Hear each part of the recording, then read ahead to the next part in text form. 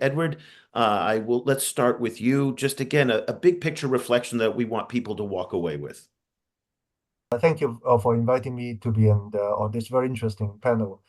I say we are at the age where there's two forces at work. One force is trying to split the world, the other force is trying to connect the world.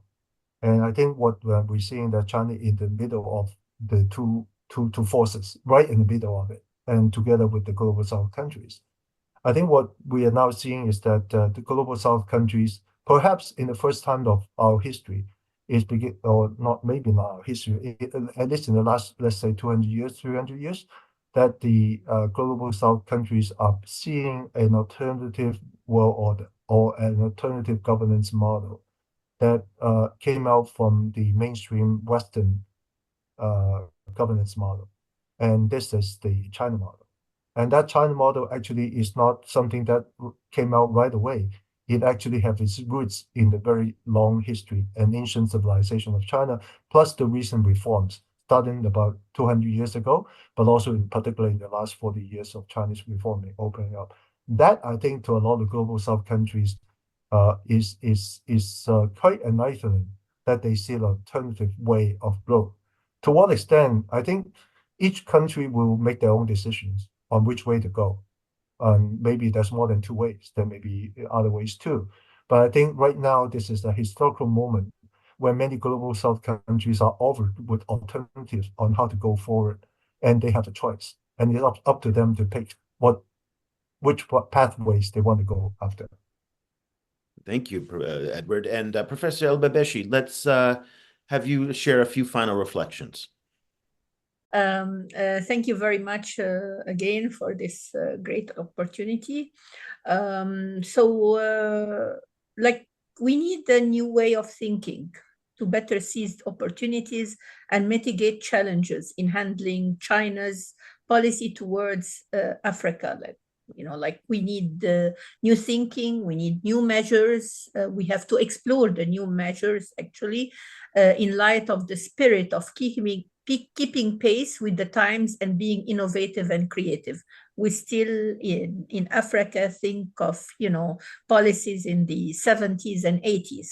So with changes in the international situation and in accordance with the expectation of the international community and the requirements of China's modernization drive, major power diplomacy actually must be balanced with the policy towards developing countries in general and Africa specifically.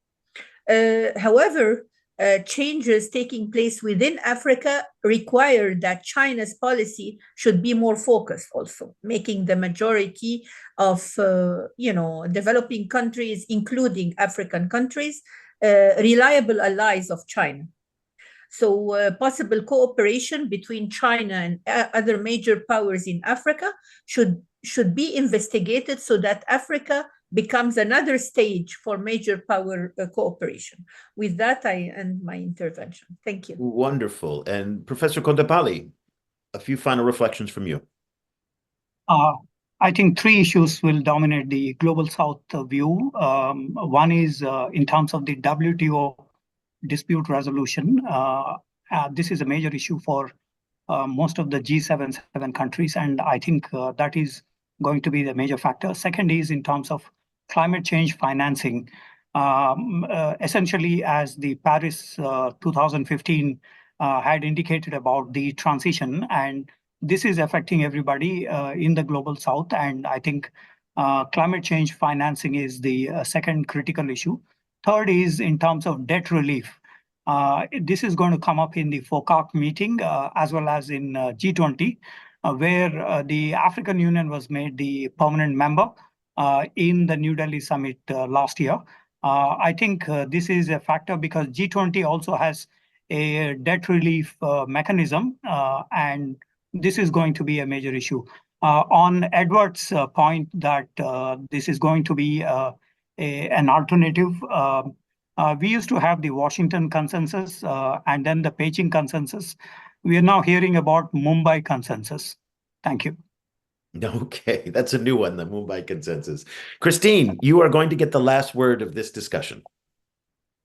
Just to brief point in terms of the following up with Professor Kondapalli in terms of the green development prospect, etc. I feel a little bit disillusioned, and I think the similar disillusion also occur in the region in terms of seeing how green development fight to sort of like avoid climate change, etc. was thought as the low-hanging fruit, where we thought like geopolitics will not be affecting this because this is where we can cooperate because it's affecting everybody else. It doesn't happen. So it's like a huge competition. You see Indonesia with JETP stagnated there, but at the same time, there's the resistance in terms of when China is offering the GIP financing sort of like option. That's just one example. The second point in terms of related to Professor Edward Tse mentioned about the multipolar order. I think this is related to what I think is been often conducted when we talk about US-China relations and also geopolitics in the region.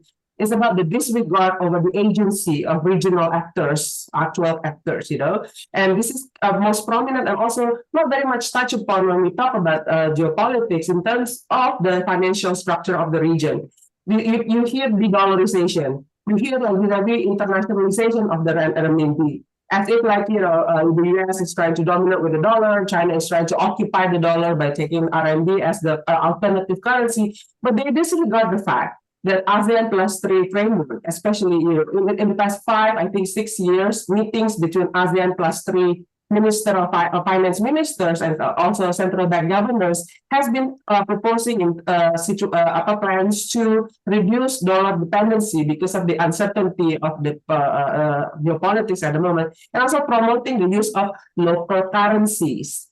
Plural, local currencies, not just about promoting Chinese RMB, but the use of greater local currencies. You hear also the petrodollar. There's changing situation with the petrodollar that we don't know. But this is actually just one aspect of it in terms of how multipolar order is shifting on every level. And I hope that people would sort of like pay attention to the fact that there are agencies in the region, countries in the region have a role in it, not just because we're smaller than we just sort of like reacting to China or the US. We do have agency. That is probably the most important point, and I'm glad that's what we're ending it on. And I want to thank each of our panelists. I want to thank our guests, and I also want to thank GIFT for the wonderful opportunity to have this discussion today.